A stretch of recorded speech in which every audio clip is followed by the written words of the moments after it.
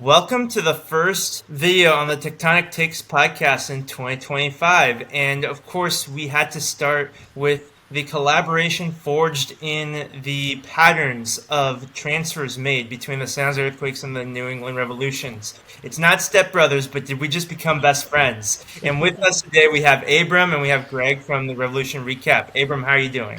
I'm doing great. I have my coffee. I got home from work. I'm caffeinated. I've been missing podcasting.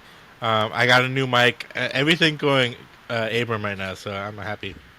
Yeah, for me, it's the off season or the break in between semesters teaching at SF State and College of Marin, but uh, that doesn't mean that I'm doing nothing. I do have to lesson plan for a new class that I'm teaching, but it's a new class, but familiar class because it's an introduction to communication. So it's taking pieces of classes I've taught before and putting it into a more of an introductory hybrid class. So I'm looking forward to seeing how that kind of transformer of a class looks like as I prepare the class and when I teach it. Greg, how are you doing? I'm doing great. I would love to be best friends with you guys, but you guys got to follow one rule: just don't touch my drum set. Oh, okay. Good. I'll That's the stick funny with the reference. I basement love here. that. Yeah. Yeah. Yeah. The drum set is off limits. Hands Yes. off. But no, I appreciate you guys having me on. It was a wonderful couple of weeks off. I was able to have kind of a long vacation with the family, and now I'm back doing what's important, talking about Major League Soccer. Yes, exactly. And we still have a little bit of time to go before the season begins, but with so many competitions being squeezed into the Major League Soccer season and with other attentions toward, European club soccer with national teams, it's really going to ramp up in a hurry. But I think that the biggest story right now for this offseason, other than, of course, the manager change with appointing Bruce Arena, is, of course, now the somewhat predictable, but maybe not to this extent, degree of moves made between New England Revolution and San Jose Earthquakes. But before we get into that, Greg, you can tell us a little bit about how you feel like things kind of went for the New England Revolution, and then we'll recap our perspective of the San Jose Earthquake season. Yeah, I mean, I'm sure it's a similar Yeah. experience with you guys. It was not a lot of positive in 2024. This was our first year of Caleb Porter. Caleb Porter was appointed head coach in the off season, but there wasn't a lot of roster turnover. So it seemed very early on that it wasn't a roster Caleb Porter was going to work with. A lot of people feel that's an excuse because Bruce Arena had this team in a playoff position before he resigned. So with minimal turnover, how are they so bad a year later? Just seemed like there was a lot of inner turmoil. It seemed like this was a roster that some players were maybe just, in the last year of their deal and were going to be shown the door. So really just kind of a year where the coach and the roster didn't match up whatsoever. And of course, the whole time that this is going on is there's the Bruce Arena cloud, which, Bruce Arena resigns under mysterious circumstances. We still don't know exactly what happened. I think a lot of fans are dissatisfied with how the organization handled it. And then to have, the season that we did really was disappointing and annoying and probably the worst season in franchise history, if I'm being completely blunt with you. So not a lot of positives, we could say. There were a few nice things coming out, but I think the highlight of our season was Caleb Porter, his post-game press conferences, screaming at a reporter, saying that a referee has no balls. That really was the most entertaining and satisfying part of the season for the Revolution, in my opinion. Yeah, I think that we can kind of relate to some of those press conference moments. Like, we want them to be memorable. Like, we understand when things are going well that you're going to get a lot of the coach speak responses, and it can be kind of hard to decipher that in a podcast setting. It's a challenge for you, it's a challenge for us, it's a challenge for anyone who does this craft here. But sometimes when it gets to a certain degree of memorable, you kind of wish you got that coach speak back. Yeah, it was interesting going from Bruce Arena where, I remember talking on our podcast about, the way he phrases something or the way he talks. You're really listening to every single word for a clue, whereas Caleb Porter really comes out and just outright says it. So going from A to B real quick, 0 to 100, certainly very different styles, but hopefully there's going to be some better results for the Revolution in 2025. Yeah, and I think it's kind of an interesting situation because it was very disappointing for a number of different reasons in your case, and seeing a team that New England Revolution once faced off against in MLS Cup Finals will get yet another MLS Cup star added to their collection.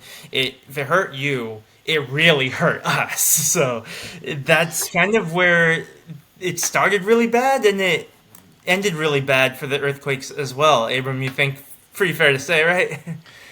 I don't think that's enough, negativity. I don't think there's enough, you know, I don't know I what want the you word to is. speak Like, for this you need to podcast. bash us more, Ivan. That wasn't Feel good enough. that. We were one of the worst teams this league has ever seen Hmm. this past year. So yeah, definitely fair to say. Yeah, I think that's sums it up pretty well. It's ironic, but also kind of in character for the San Jose Earthquakes that they would have such a meltdown of a season in their 50th anniversary of existence. So, Major League Soccer itself, it's barely getting to 30 years old, and some of these legacy teams, if you will, heritage, to refer to the cup that we beat Seattle in somehow in the midst of all this, that's probably the only highlight. That and round 16 of the League's Cup, which I still don't know how we pull that off. If we're that bad, like Necaxa, I'm sorry, but you got issues as well. But yeah, this is just a really weird season where any sort of ray of sunshine was just completely clouded after that. And then the last few weeks, the last few press conferences for sure, I'm sure were really difficult. I know that Jeremy Bobasi, who we'll talk about more in a second, his press conferences, you can't let his frustration show any less. Like, that's when it was just like, okay, the facade's over. Like, this really sucks. And I feel for everyone involved. It's never just one individual player's fault. It's always a collection of things going wrong. It's a team sport.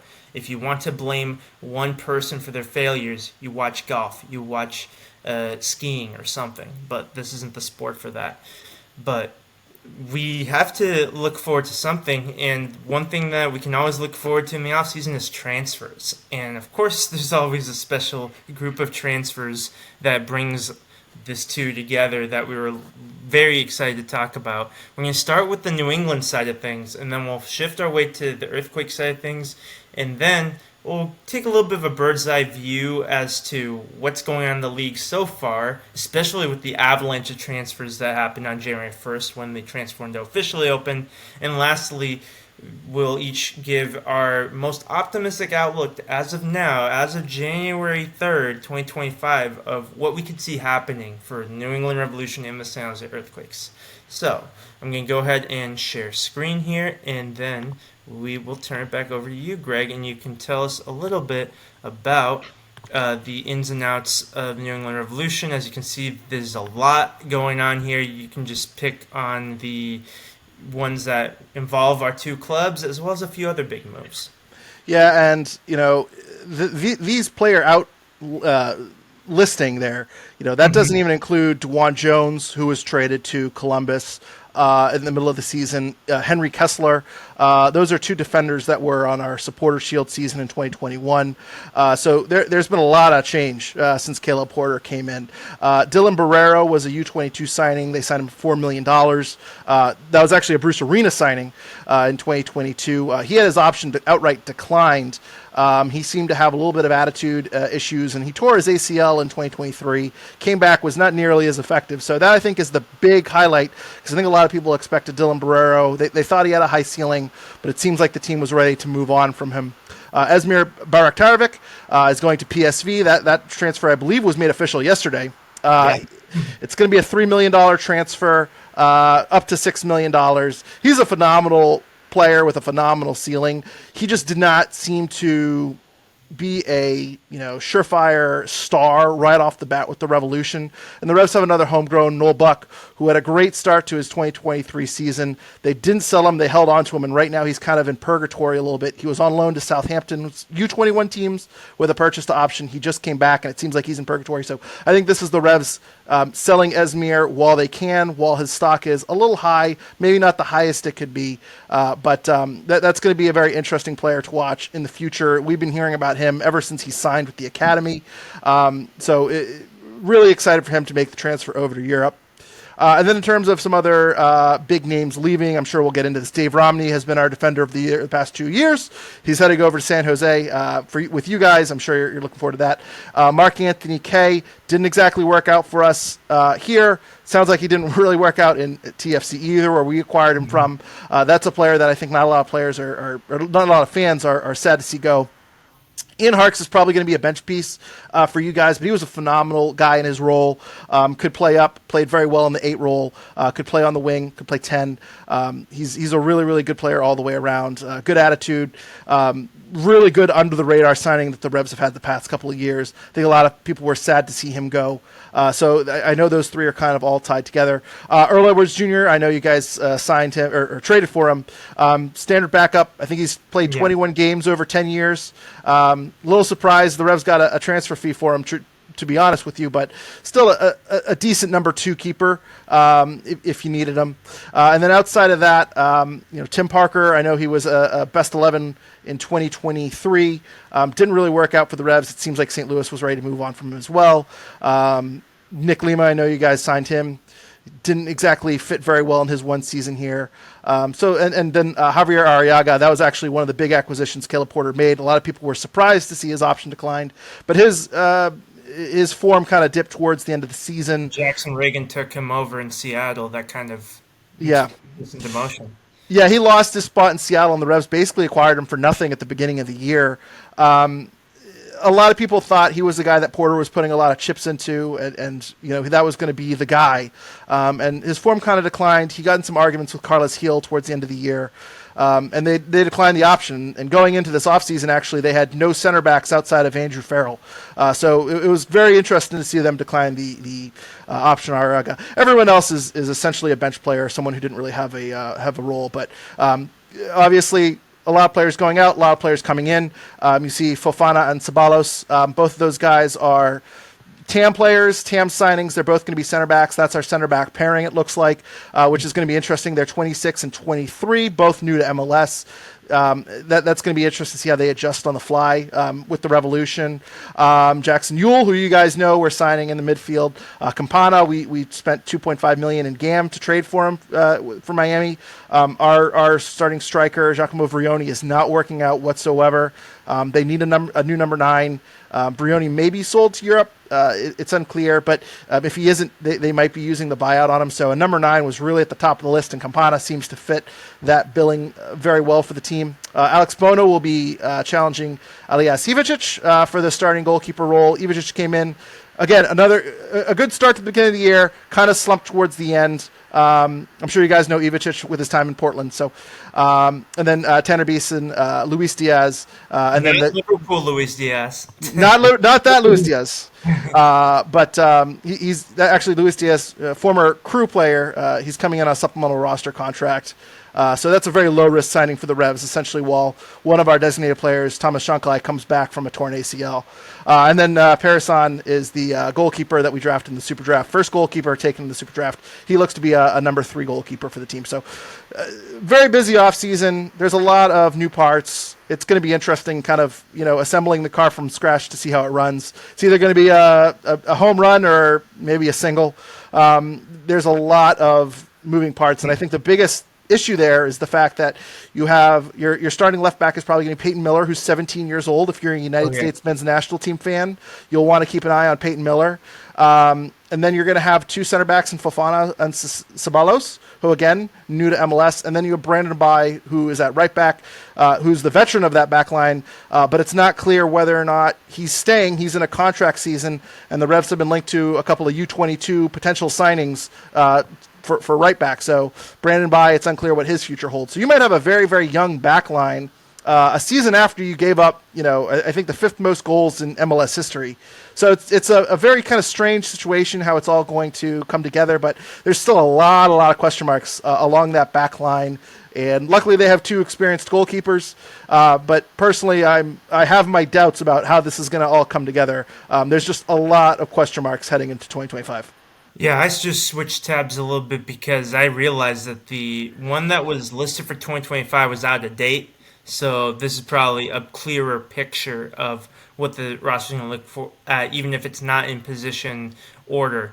But I think that does make sense in terms of the volume of moves made by the New England Revolution. That not all of them are going to be big swings, but I do think that in terms of balancing the checkbook, Bagric Revich going to PSV is going to help out with whatever money was needed for Leandro Campana.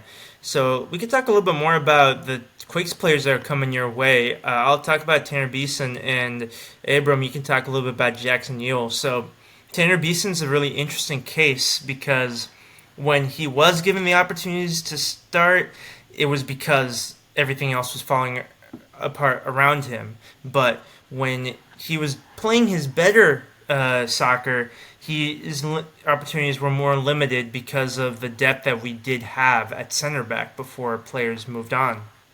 So I think that with this setup, especially if Fafana and Ceballos are going to be your starting pair, and Andrew Farrell could be, a third center back, which, he's very experienced, probably coming to the end of his career, considering he's been in the New England Revolution for over a decade. But Tanner Beeson is going to have to fight for his minutes once again, but I think that's a fair situation for him, given that he's been inconsistent throughout his career. Abram, would you say that's fair before you tell us a little bit about Jackson Yule? Yeah, I think that's very fair. I think that he's a player that will give you everything on the field, but whether or not that's going to be enough, I can't say. Looking at the defenders that you do have, I wouldn't expect him to be starting for you guys, which I would thank my lucky stars for, honestly. He had a period of time where I felt that he was a very good number three center back for this league, especially if you're playing with two center backs. He's the next guy up. That was a very good spot for him. But when he needed to start playing more consistently, his shortcomings started to become more apparent, and I think that like I told you earlier when you asked me about what I think of him. I told you that he's very good in the air for a guy who's 6 foot, maybe 6'1". I would say he's more like 6 foot. He's not a very big guy. Um, he's very good in the air, despite that. It's kind of impressive how high up there he can get. And then also he is jumping around like crazy, making blocks like acrobatic, like getting in the way of the ball.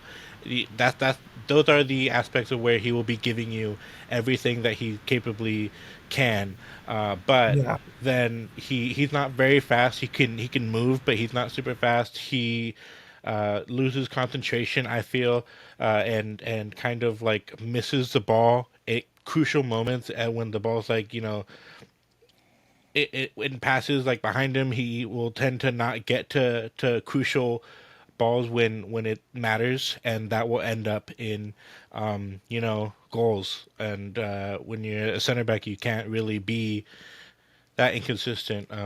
We tried him at left back a few times because when he played in college, that was actually his main position. Um, but he's not fast enough. He is not good enough on the ball. He can't dribble. Um, he'll make the runs. He does make the runs because he wants to try his best.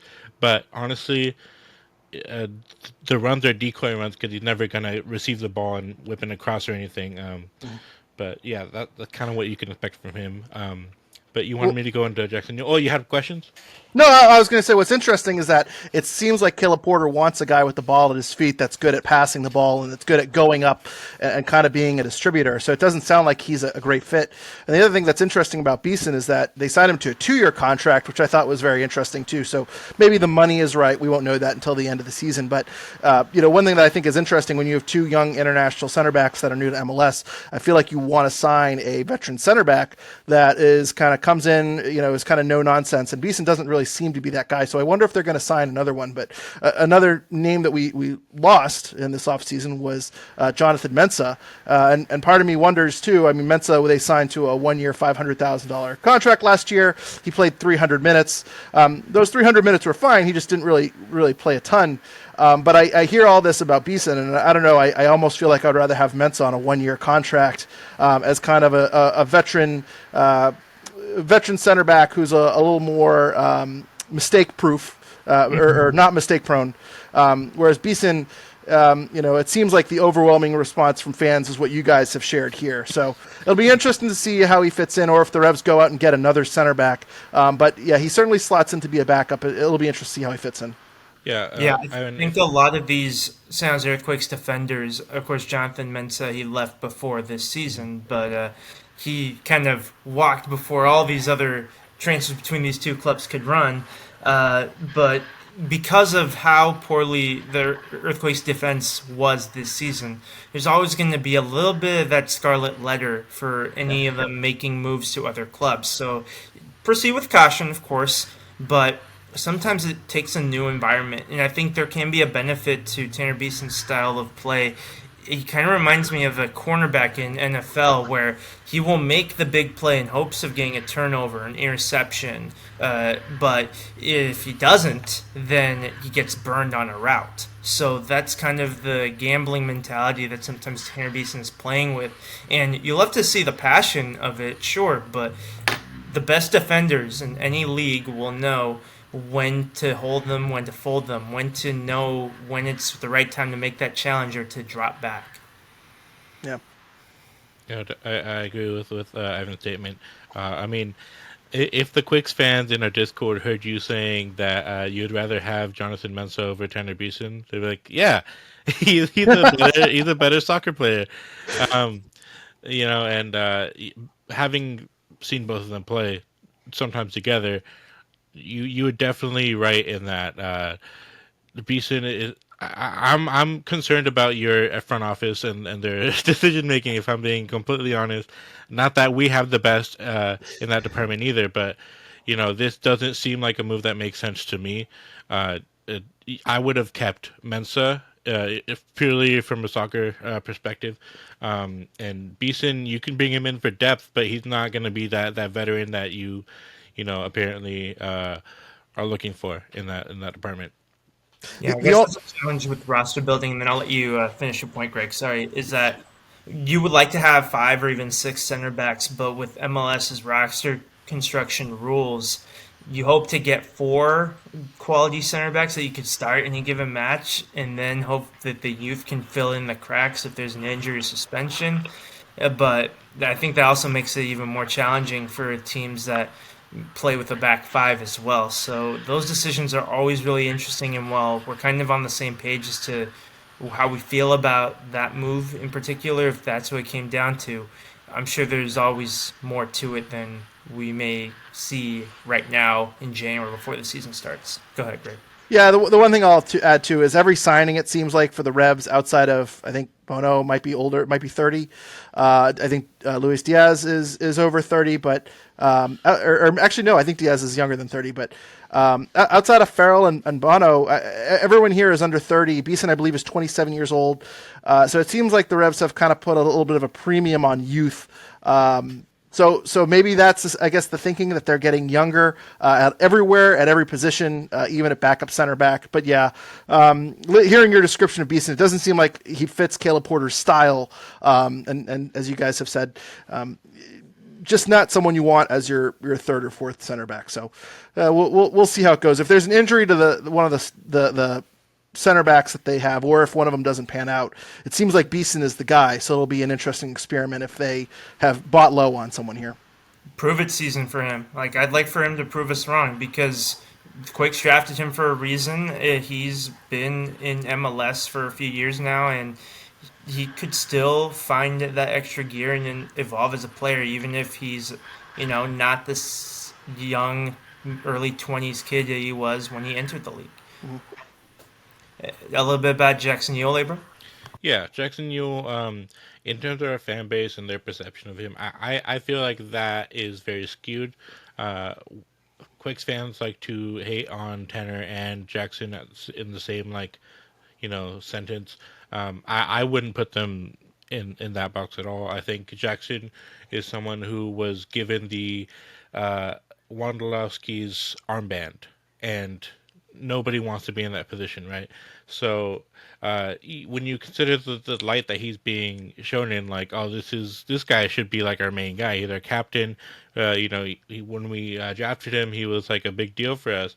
I think we picked him over Julian Gressel or something, and that's really big accolades. And I think that he did show that he had the ability all the time. I don't think he was as bad as people would want to make you believe. It's just that he was playing for the San Jose Earthquakes, and so he didn't achieve much. I think that he has a very wide skill set. I think that the things that you can't teach, like vision and stuff like that, and work ethic, he does have that in spades, in my opinion. Like I said a lot that where he comes short is kind of his focus. He also tends to lose focus, and where he's a guy who can 1 second pick out a 60-yard pass like straight to the feet of Espinosa and put it through on goal. And then the next play he will miss a 2-yard pass to the center back, and then we will be defending a breakaway. And so that's kind of like that's where it's like, okay, well, maybe he wasn't the best fit for us for what we were paying him at the time. I'm very interested to see how much he's making with you guys. I would be surprised if he was making more or even the same amount. If I was the Revs, I would have negotiated for less. I think he was making around 1 million for us, which is around the same, if not more, than than Hernan Lopez, which is our number 10 DP from Argentina, Maradona's nephew. Big deal. So when you put it in that perspective, you're like, okay, well, what's Jackson Yule here for? Why are we paying him that much to not win anything and get last place? So I definitely see why we let him go, but I think that he is gonna.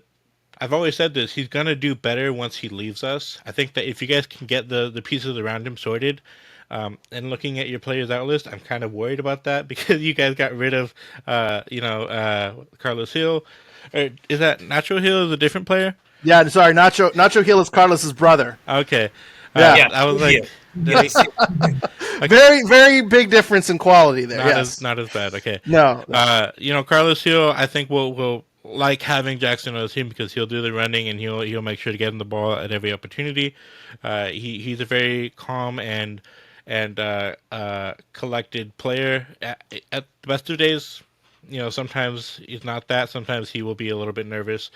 But I like Jackson a lot, and as a person, you can't ask for much better. He was always there talking to the fans, and not just like going after the game after losing like 5-0 to LAFC right at home. He would still come out and still talk to all the fans and then have in-depth conversations with them, and like he would be there and open to talk with them. And he's a shy person, but we gave him the role of captain and made him step up, and I don't think he was ready for that. And also the whole aspect of him making over 1 million a year, adds a lot more pressure to that kind of role that he had.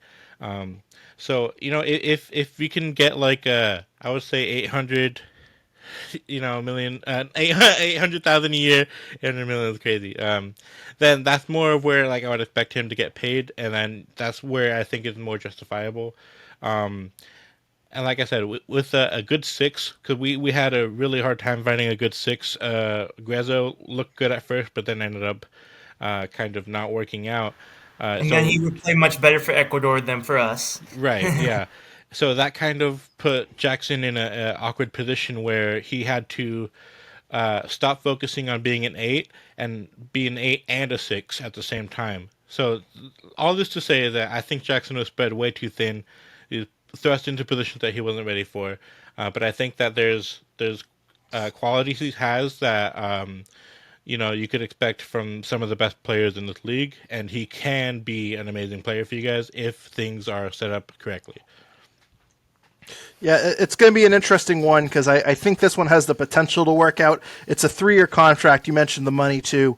The Revs seem to have a bit of an expanded cap. I think they MLS released their list of teams with the most GAM, and the Revs had they were second in the league with GAM. That was before the the Campagna trade. But then they've sold Esmir after that, so it seems to have balanced out a little bit. So they have a lot of room to work with, it seems like. So maybe they've paid a little bit for Yule. I don't know about $1 million, but a 3-year commitment to him certainly seems like they're pretty high on him.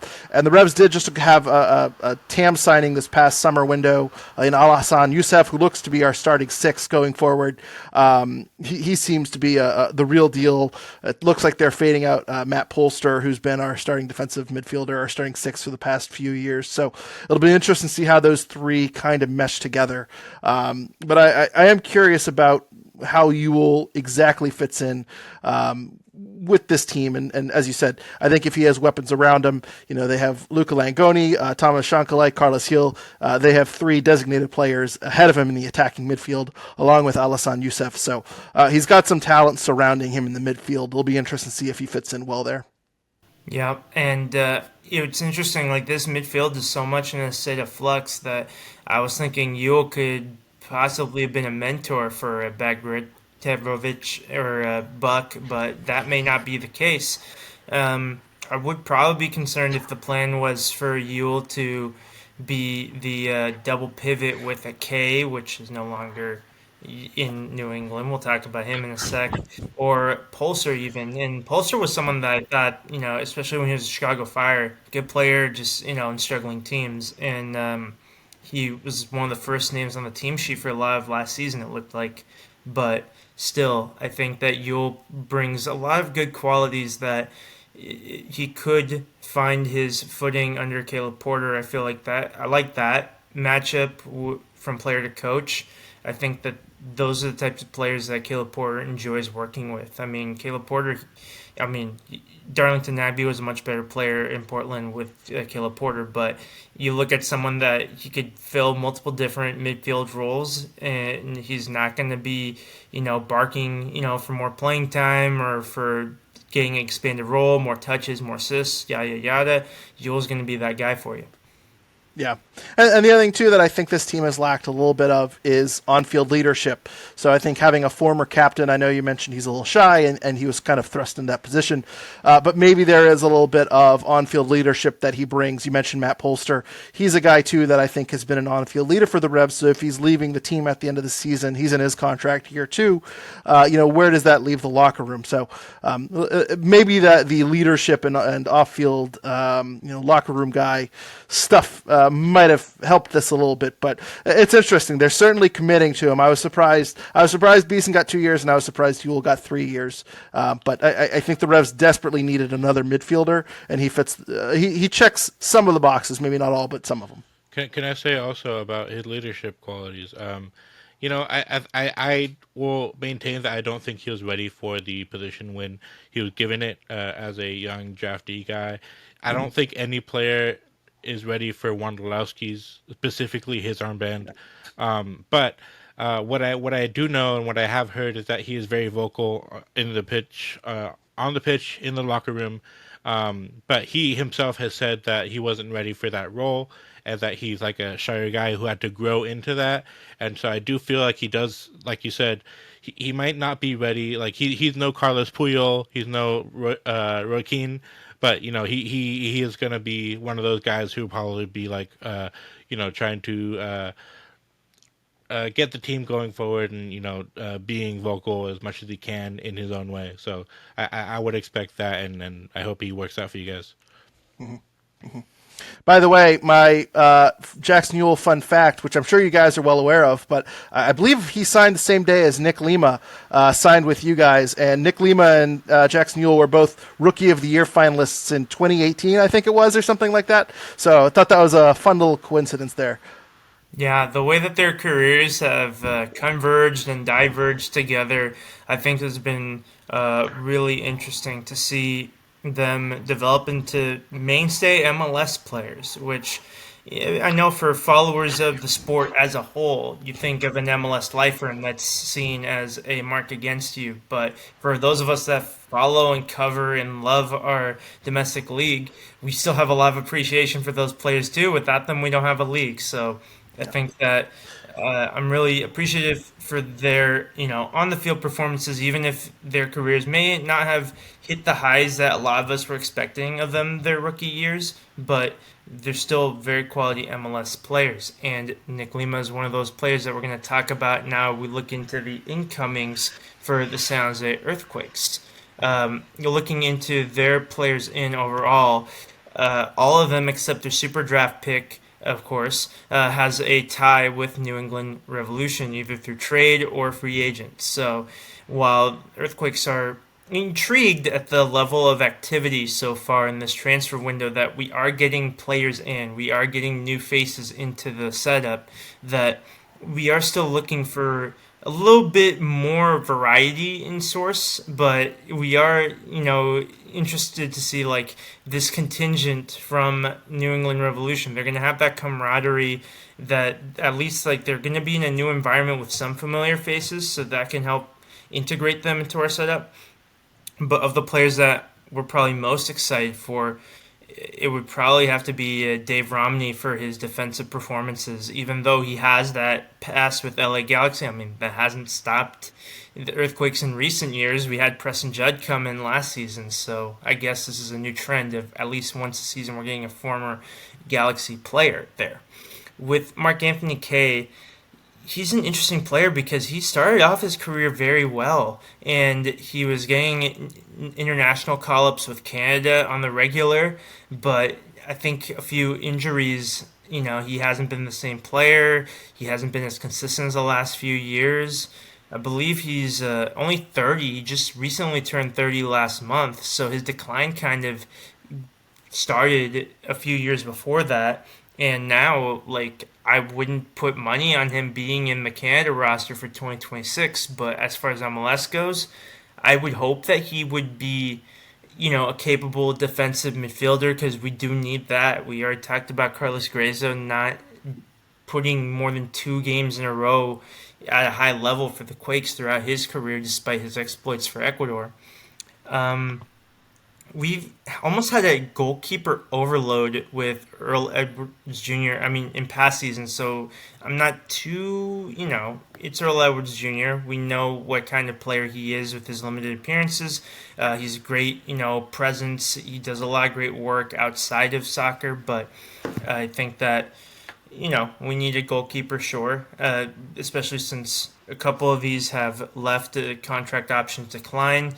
Of these, the saddest one for me and for all Quakes fans was JT Marcinkowski, because of the severity of his injury that has effectively ended his career. But I'll turn it over to Abram for your thoughts on the players in and out for San Jose Earthquakes. Yeah, I want to say real quick. Yeah, I think that JT, we don't know where he is in that, in his recovery. I wouldn't say that he's fully, out.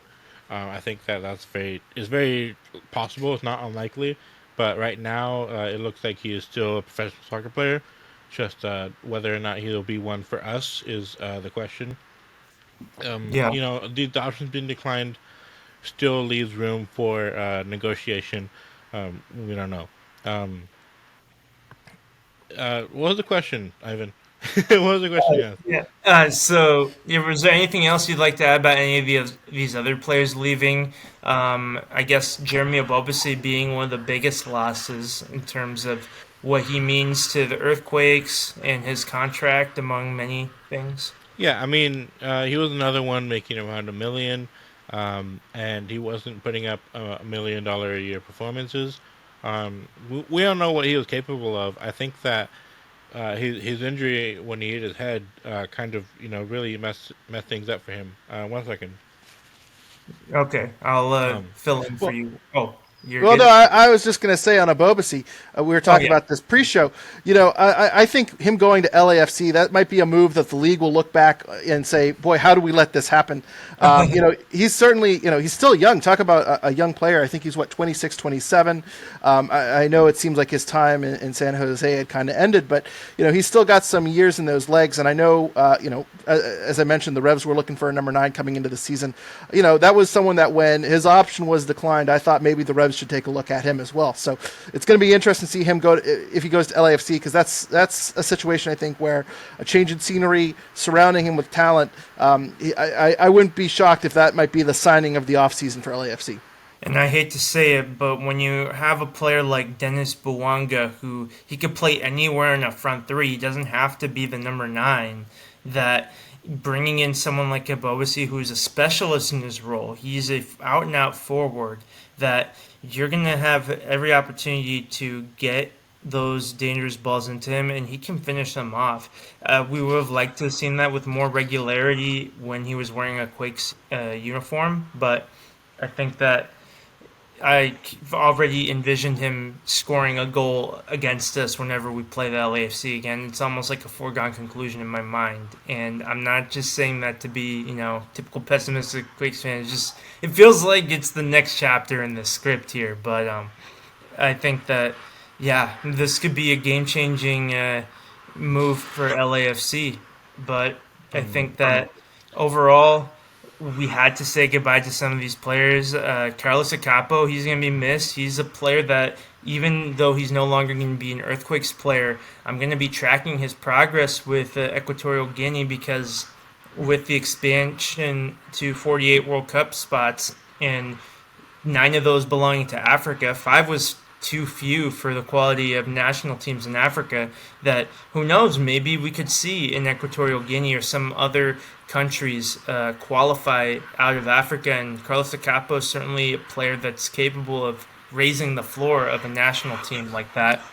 Um, but yeah, Alfredo Morales was a deaf piece. Michael Baldissimo similarly.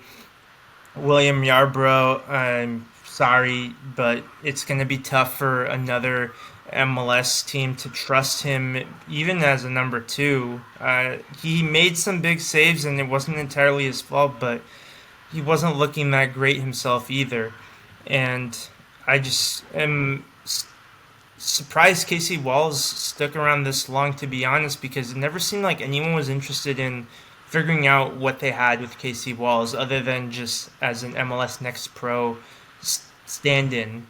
That's pretty much what he's done throughout his career. So this is kind of what we were expecting in terms of the roster turnover for the San Jose Earthquakes. You cannot run it back with 2025 without making significant changes, and I know that run it back would imply that you're keeping.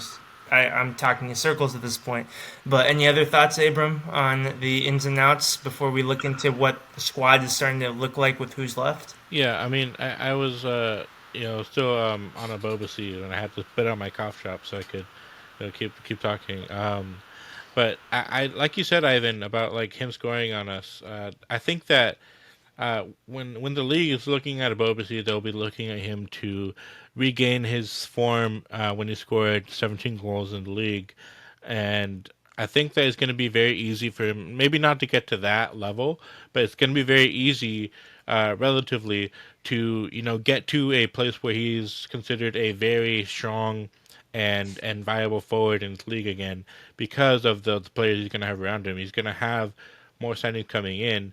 They just lost Ilya, and he was an aging player, so I'm sure that they're going to be bringing in players to facilitate their forwards. Uh, it's going to be very easy for Jeremy to get assists when he's playing with Buanga. And also, he's going to be receiving the ball from the left as well, which was a big issue that we had, where he was only receiving the ball from the right, and he was a left-footed player. So that kind of like made him have to shoot first time on his right, and that's not the strongest side. You said on Casey Walls, I kind of have this theory. I've been watching Quakes 2 and the Town SC play for a while now, and my theory is that we signed him to a lengthy contract back in the day, because when you're 17, 16, 17, and you're as big as Casey Walls was, you're left-footed, American center back. That's not going to come around all the time, to the degree that he was. He was very strong for his age group. That's why he was getting call ups to the youth team. Um, but when he grew up, he didn't necessarily develop mentally. I felt that was his main weakness when he was playing for the second team, where he wasn't. ahead of anyone else in terms of like ball knowledge and game IQ, where being a first team player, that's expected of you, and he didn't really show that extra bit of class or quality in any way, unfortunately, and so I agree with you, Ivan. Kind of, I'm surprised he lasted this long, but he was a very decent player for the second team, but he was never gonna be able to compete in the first team, especially when he's basically the exact same as Beeson, except just a little bit taller. So why would you want to get like the same thing?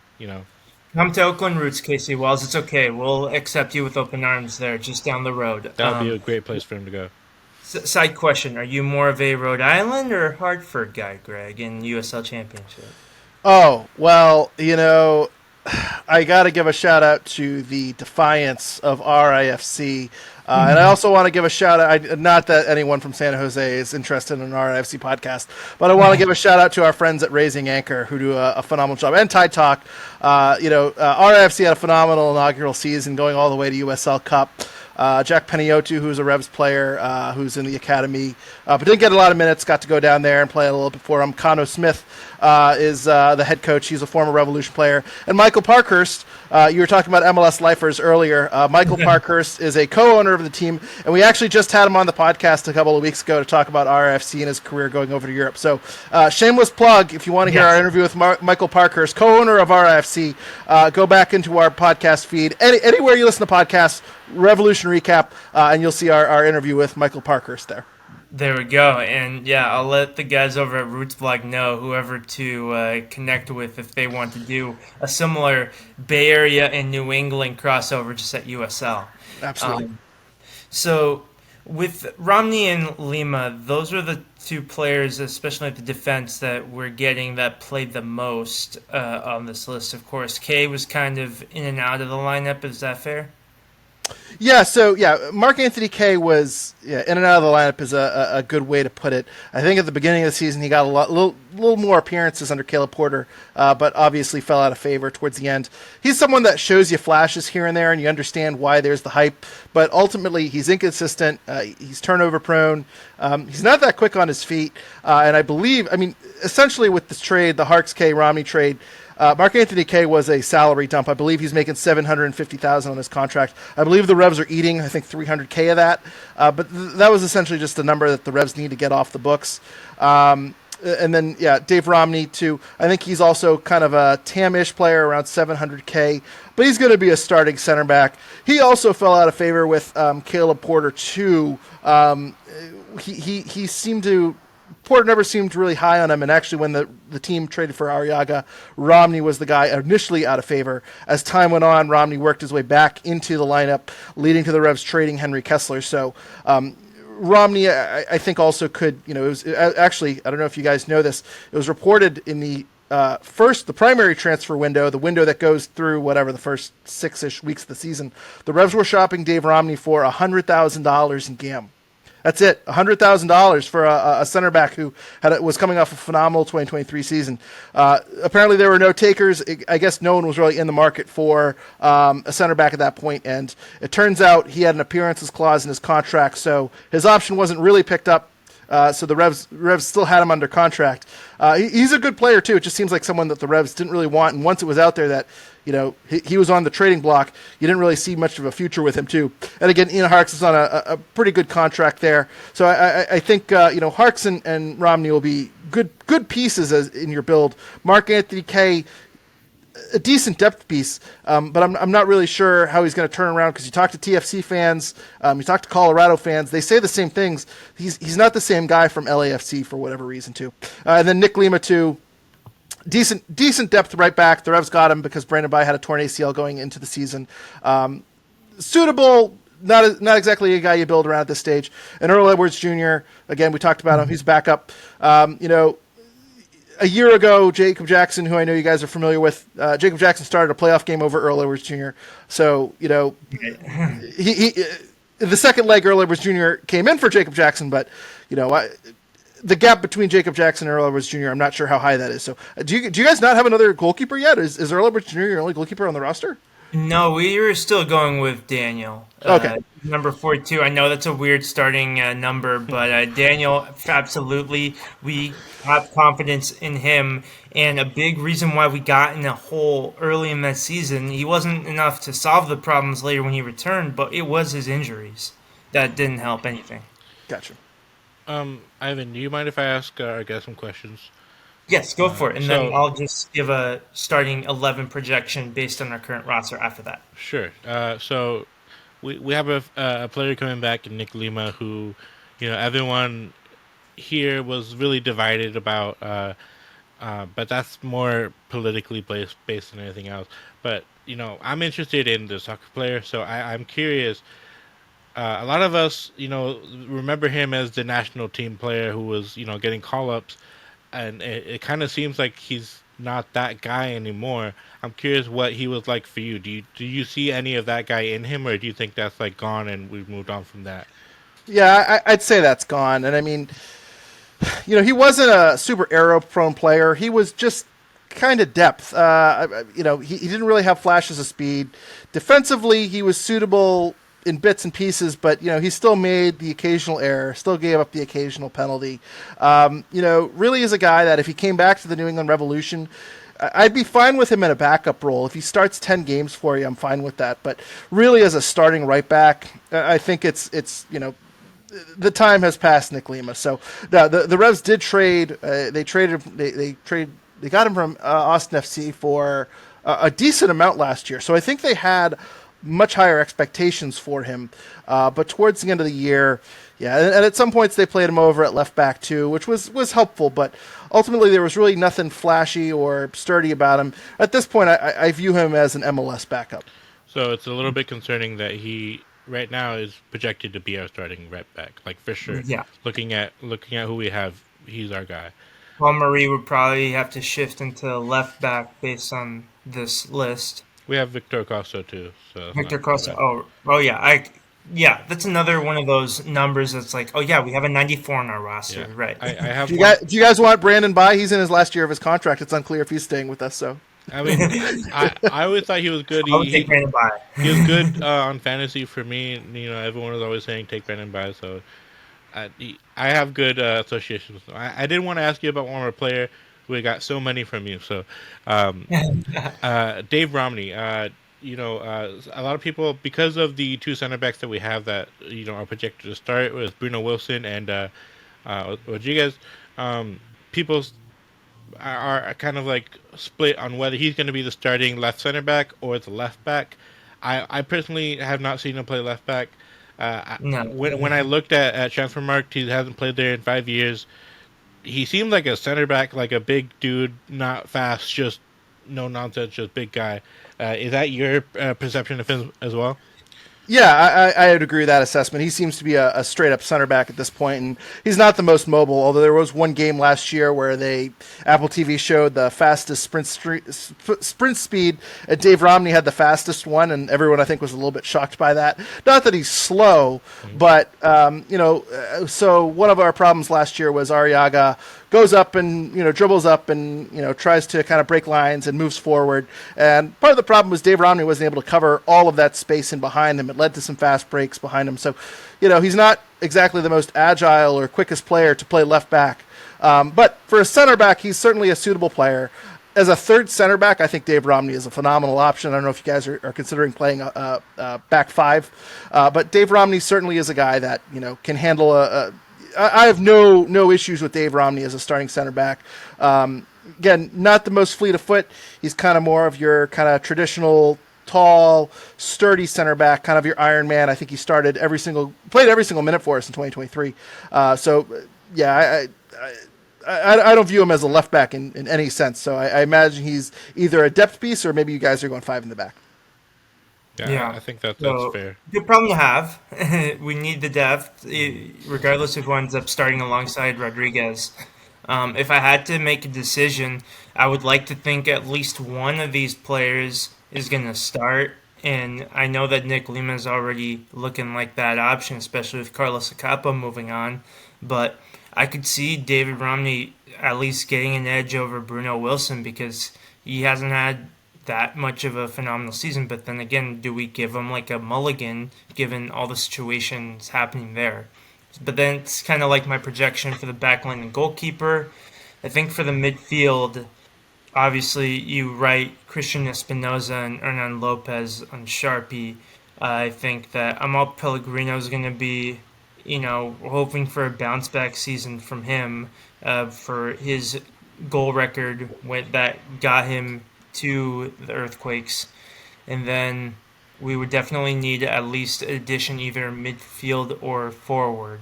But right now it would be looking like guys like Jack Skane, Useni Buddha, and still Carlos Grazo getting more opportunities. Um, any thoughts on top of that, Abram?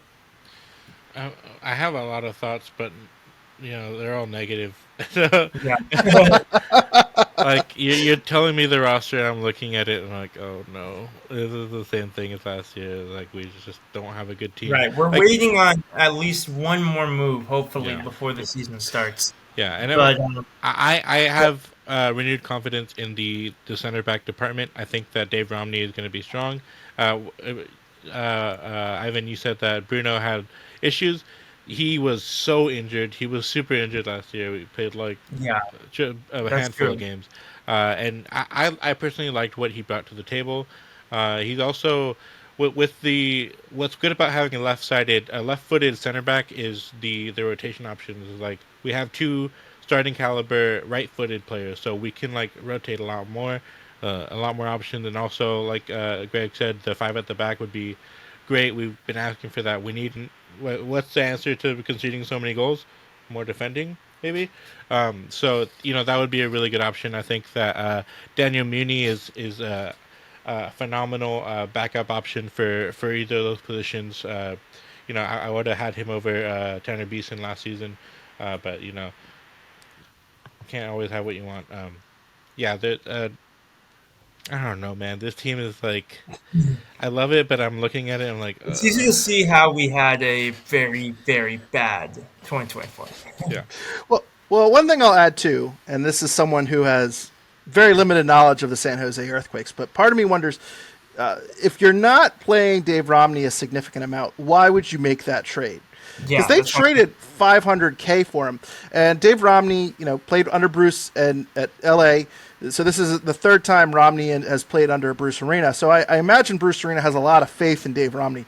I have to imagine in some way, shape, or form, Romney is going to be on the field. Maybe not 30 starts, but he should have a role on this team in some way, shape, or form.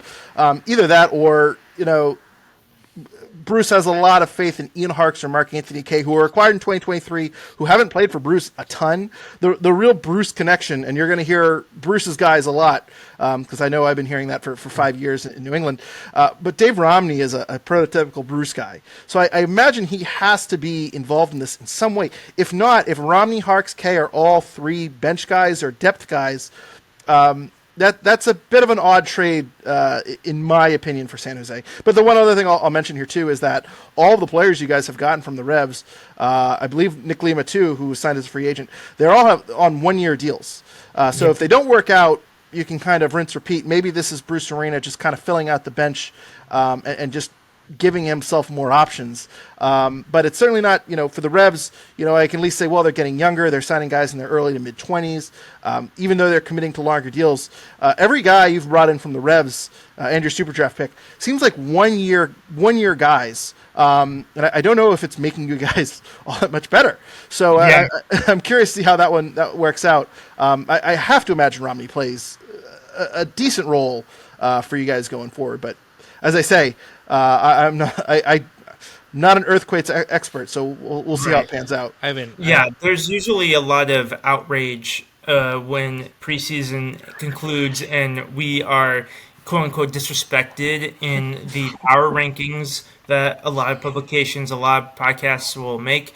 But I feel like we're going to be very silent on that front yeah, as a fan base. We We're can't be like, disrespected enough this year. Yeah. yeah. If yeah, someone puts us at like second to last place, I'm like, are you sure? No, Ivan, I had a question for you. yes, So, with the point that Greg just brought up about Romney starting a lot, does make sense. Uh, you think it might be possible that we're going to be seeing a huge shift in the status quo in terms of Rodriguez playing? Because he is not your prototypical center back. He is a very attacking center back. I don't know, Greg, if you've gotten a chance to see Rodriguez a lot, but he is basically like he believes himself to be Ronaldinho. So whenever he gets the ball, he will run straight through the middle of the field. I personally love that about him. But if Greg doesn't like that style of play, if he doesn't like his center back just leaving all the time, Bruce. did I say Greg? Yeah. I was thinking. I don't mind it. I don't mind it. I don't mind I it. was. You know what's worse? I wasn't even thinking you, Greg. I was thinking Greg Berhalter. So Bruce, yes. So if Bruce Yes. doesn't like his center back doing that, it might be that it will be Romney and Wilson, at the starting two. That's a good point. It could be a square peg round hole situation. Like we talked about the coach fit with some players, and like it does seem like an odd coach fit, but at the same time, I'm sure that he's gonna find some use for Rodriguez's skill, and Rodriguez provides some of the few entertaining aspects of this team right now. It's just like his Brazilian predecessor before him in Nathan. That Rodriguez, he's a flair player. He celebrates a tackle, he celebrates an interception like he celebrates a goal, and he can do some damage in the other end if he wanted to, more so than Nathan. Um, it's going to be tough to kind of squeeze him out of this lineup, but that's a very interesting point going into this season. Um, Before we go into our most optimistic outlooks for 2025, let's take a look at this Goliath of a transfer list that we've seen so far for the moves made in January 2025. What's one move, either in or out of MLS, that intrigues you going into this season? Abram? So yeah, you sprung a question on us like before we started, and I was like, I don't know anything, but I had a chance to look at the list, and the one that I think is going to be really impactful, at least in my opinion, is Diego Gomez going to Brighton, because that's a Yeah. team that loves to get bargains and make them superstars, and so say Diego Gomez becomes the next McAllister, right? Star Hmm. midfielder. Then Or that, heck, even Miguel Almiron. yeah, yeah, yeah. Though Almiron, in my opinion, as a Newcastle fan, we no, he was very good for Atlanta, but he's been okay for Newcastle. I wouldn't want to have him represent the MLS. If However, if Diego Gomez does good for Brighton, I think it'll shine a very positive light on this league as developmental league, and our ability to find talent, pick talent, and move them on, and that will just make more players want to come here in hopes that they will have a similar path. I see you highlighting Choupo-Moting. That's me, my I pick. totally forgot about that, but that's a crazy pick. I'll let you Yeah, go I ahead. think he's kind of in that Bradley Wright Phillips mold of someone that like he didn't have the most glamorous career in Europe, although Eric Maxim Choupo-Moting has definitely played in much bigger games than Bradley Wright Phillips. But he's someone that he's not going to have the most fanfare coming into the Red Bulls, even among PSG or Bayern Munich or heck even Stoke City fans in the greater New York area. But I think that again, you can play him as a winger, you can play him as a forward. Those types of players are very valuable, as I feel like we're trying to get more specialized in certain areas.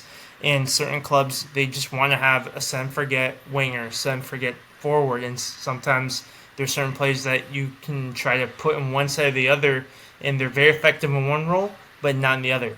But I feel like Eric Maxim Choupo-Moting at his stage in his career with his skill set that could transfer to MLS, I could see him getting a 15 goal season if the New York Red Bulls are as good as they were, especially down the stretch this season.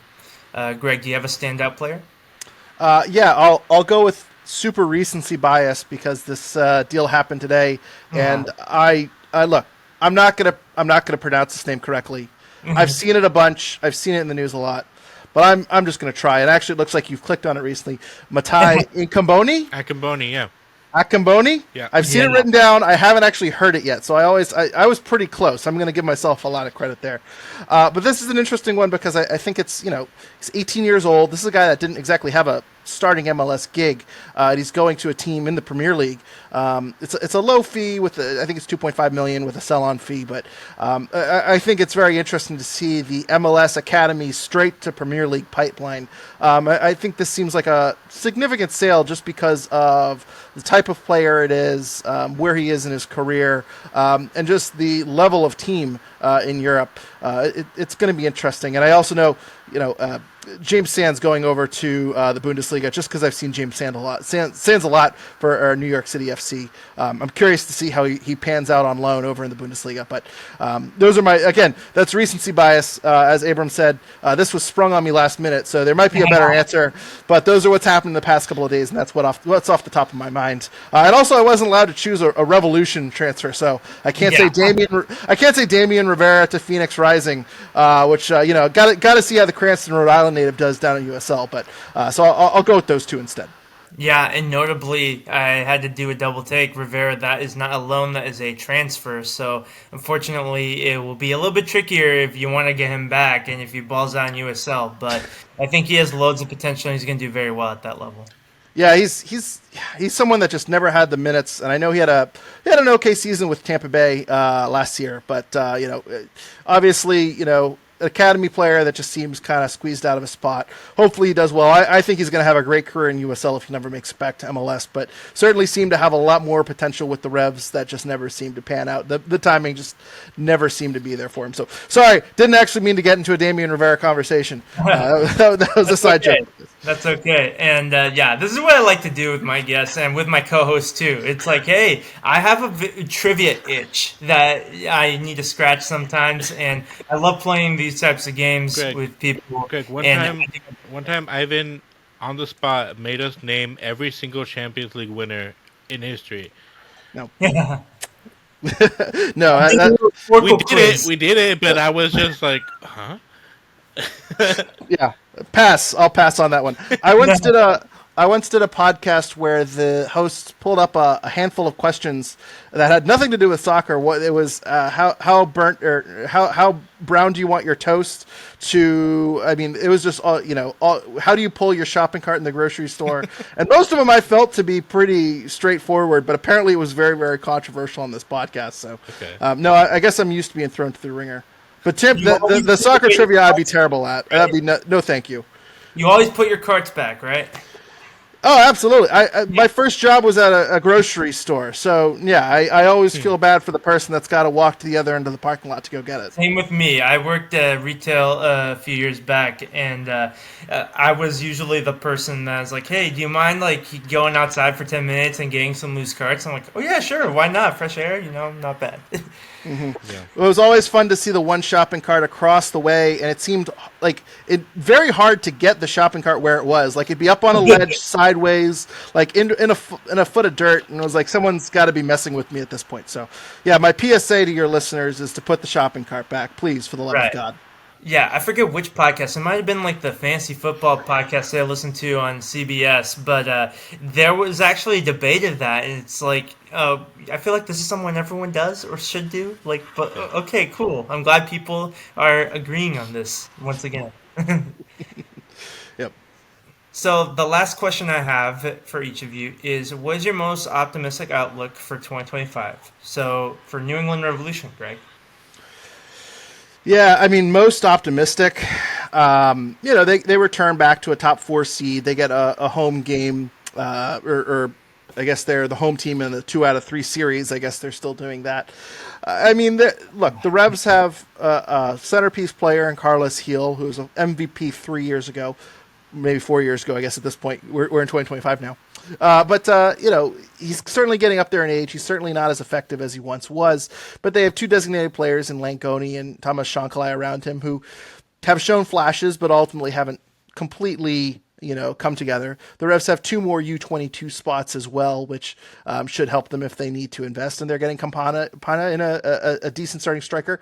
And if Yule pans out, if they have Youssef and they have a solid midfield there too, the back line remains the big question. So optimistic, the back line pans out. The Revs are able to kind of hold firm defensively, and they're a top four-ish seed.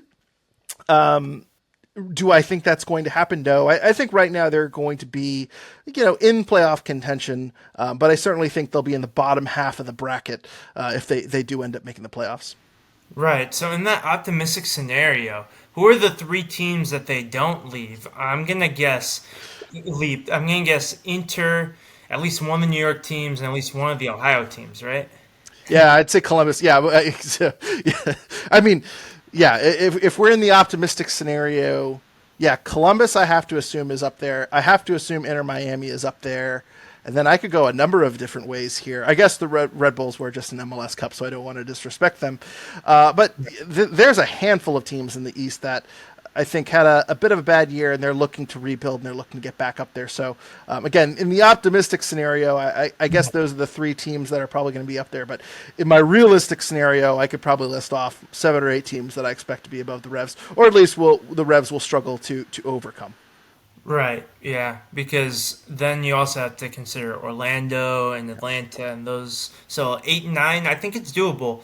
Because you can get past like the Torontos, the Chicago's. I don't know what's going on in Philadelphia, but yeah.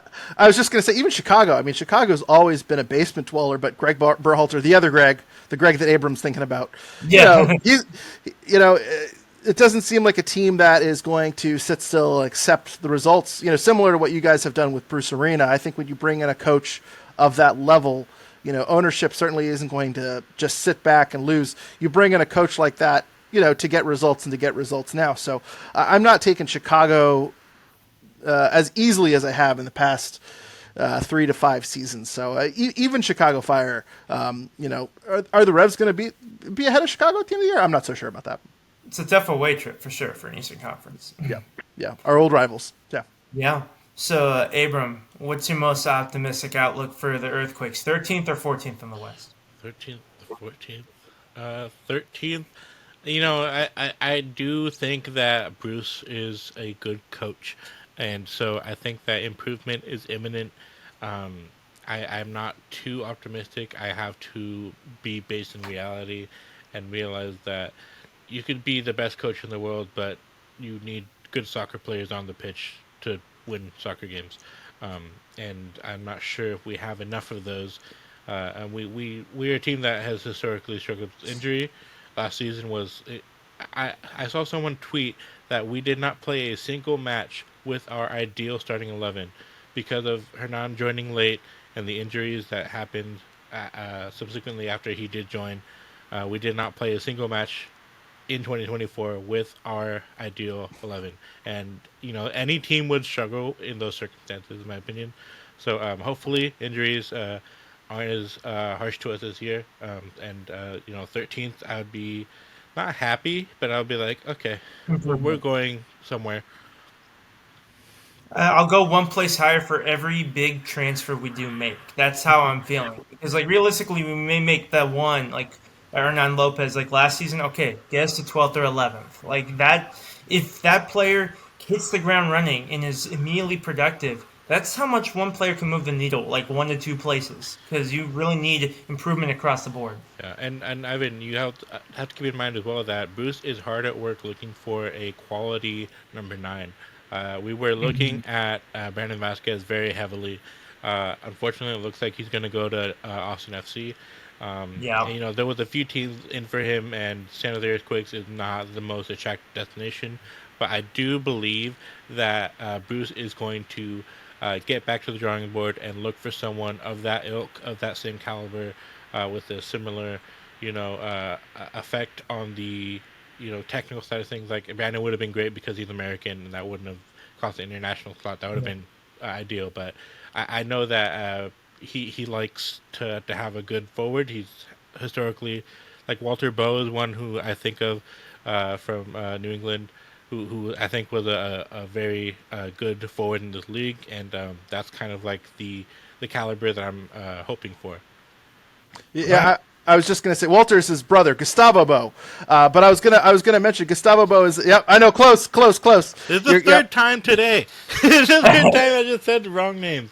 Two Okay. more, and you're gonna get free You, smoothie. you had the last name down. We have Nacho is Carlos's brother, and Walter is Gustavo's And brother. you're not Greg We have some Berhalter. family, and I'm not Greg Berhalter. I have one G. Yes. Yeah.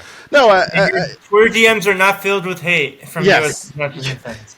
Yes, not yet, at least. No, I think everything you said there sounds exactly like what happened with Bruce Arena in New England with Gustavo Bo. Bruce Arena came into a situation that was a disaster. We were the worst team in the league. We were having fights in the locker room.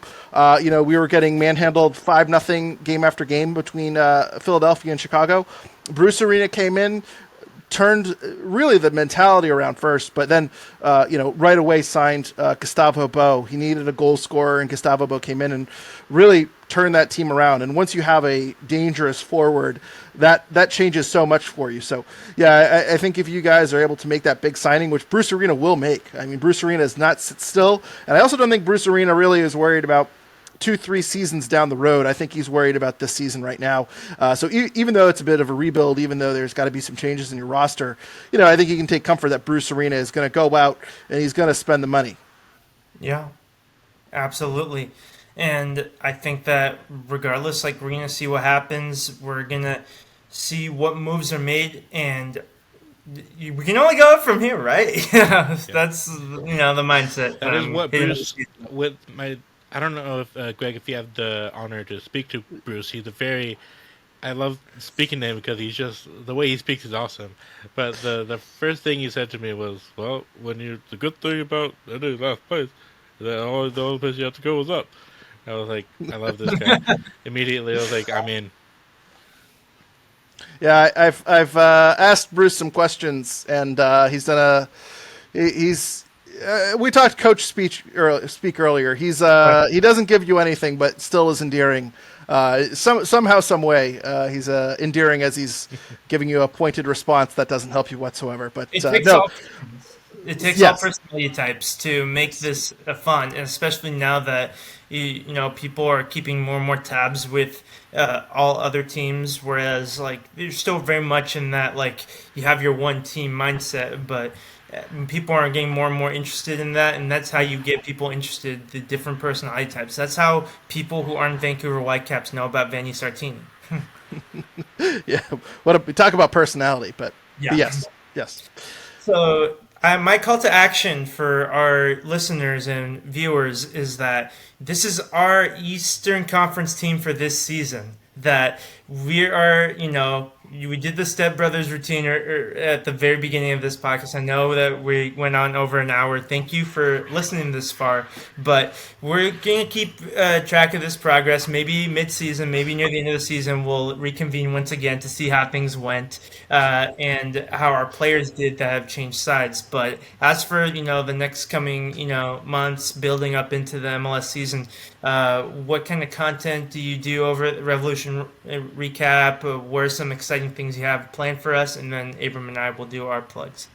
Yeah, you can follow us at Revolution Recap. We're on Twitter, Facebook, Instagram, Blue Sky. We're on Threads.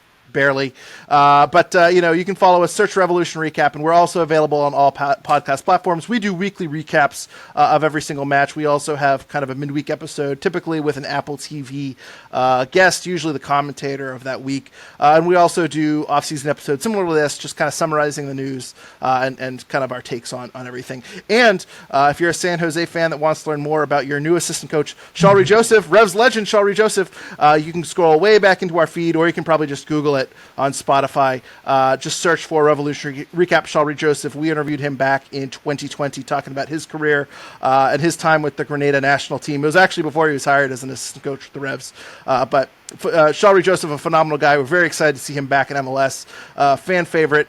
And I think, obviously the Bruce situation was horrible. And I think a lot of people were sad that Shalry Joseph, again, had to leave the Revolution under bad circumstances. He was traded as a player in 2012, came back to the Revs, never made an appearance, then came back as a coach, and then left during all of that turmoil. So it's really great to see Shalry Joseph land an assistant coaching job, and we wish him well and hope he has a wonderful home out there with San Jose, which, by the way, we didn't even get to the coaching staff. Pretty much everyone in your coaching staff is a former Revs or have a Revs connection. You guys really are just, it's absolutely wild. Even the guys that weren't with Bruce Arena here, Steve Ralston, Aiden Brown, former Revs as well. So it's fun to kind of see how it pans out. I think a lot of Revs are, if we have a terrible season, you guys have a great season, heads will probably roll over here on our end, but would love to come back on mid-season to unpack it all.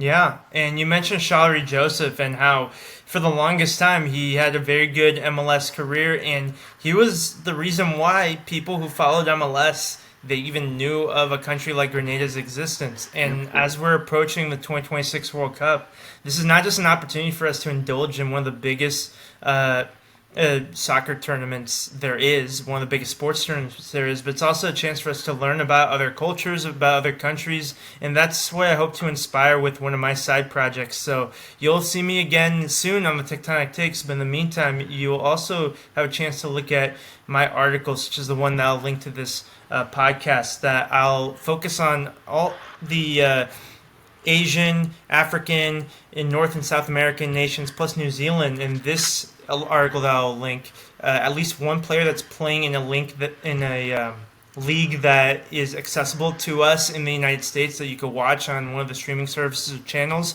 that we can monitor their progress, including a few MLS and USL players. So if you're interested in World Cup content, if you're interested in all sorts of soccer content, feel free to follow me on Medium as well. I post all my articles on Twitter and Blue Sky as well, so you'll never miss anything as long as you keep in touch with me on social media. Abram, anything you got coming up? Not really. I've missed doing podcasts. I used to be a podcast host / journalist / delivery driver. Now, for the past 5 months, I've been delivery driver. And that's okay. That's okay too. But I really miss this. I'm happy to be back. You can find me on. I don't even know what my Blue Sky thing is. We'll put that in the description. But I am someone who follows the Town FC. I follow the Youth Academy as much as I can. So I will have updates intermittently about the young players coming through our academy and playing for our second team. So if that's something that interests you, definitely check out my social media, which will be in the description again, as well as the other two gentlemen here on the podcast with me. Yeah, and we really appreciate the amount of depth you go into for the MLS Next Pro, especially since here in the Bay Area we now have Oakland Roots, Oakland Soul, San Jose Earthquakes, Bay FC, and then the Town. There's a lot of soccer to track, and we're kind of spreading ourselves across different boards. Of course, I do a lot of work with Oakland Roots as well, but you stepping in for that aspect of our soccer ecosystem, it does provide a lot of important information as to the players coming through and what they're accomplishing, including a great run in the playoffs last time out. So keep up the good work, Abram. Of course, yeah. I love to do it. I would do it whether or not I was here. You guys don't pay me. I'd go and do it. It's great. Yeah, we do this for the love of soccer. We have our day jobs, but we have a good time doing it. And we appreciate you coming on, Greg. Enjoy whether you stay up for another hour, 2 or 3. I know it's approaching 9:30 over in Eastern Time Zone. Enjoy the rest of your night, all right? And thanks again, and we'll talk to you soon. And we're always down to chat, on social media. Yeah. Thanks, guys. All right, take care.